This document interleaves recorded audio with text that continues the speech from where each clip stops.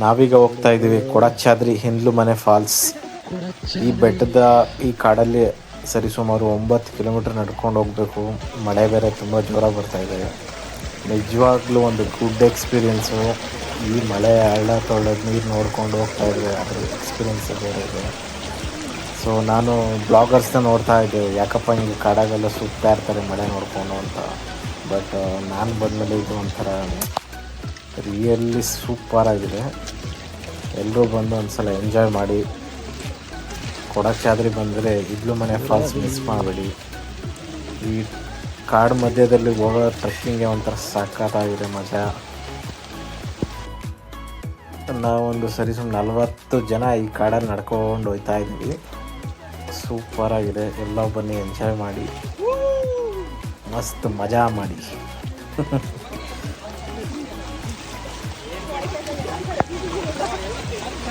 ಹೀಗೆ ನಡ್ಕೊಳ್ತಾ ಹೋದರೆ ನೆಕ್ಸ್ಟು ಹಿಂದ್ಲು ಮನೆ ಫಾಲ್ಸ್ ಹತ್ತತ್ರ ಬರ್ತಾ ಇದ್ದೀವಿ. ಇವಾಗೇನು ನೀವು ನೋಡ್ತಾ ಇದ್ದೀರಾ, ಆ ಮನೆ ಕಾಣಿಸ್ತಲ್ಲ, ಅದು ಬಂದು ಫಾರೆಸ್ಟ್ ಡಿಪಾರ್ಟ್ಮೆಂಟು. ಅಲ್ಲಿ ನಾವು ಟಿಕೆಟ್ನ ತೊಗೊಂಡು ನಾವು ಅಲ್ಲಿಂದ ಏನು ಪ್ಲಾಸ್ಟಿಕ್ ಬಾಕ್ಸ್ ಇದೆ ಅದೆಲ್ಲ ಎಂಟ್ರಿ ಮಾಡಿಸಿ ಅಲ್ಲಿಂದ ನಾವು ಫಾಲ್ಸ್ಗೆ ಎಂಟ್ರಿ ಕೊಡಬೇಕು. ಸೊ ನೋಡಿ ನೀವು ಫಾಗೆಲ್ಲ ಯಾವ ಥರ ಕಾಣಿಸ್ತಾ ಇದೆ, ಒಂದು ಅದ್ಭುತ ಸೀನರಿ.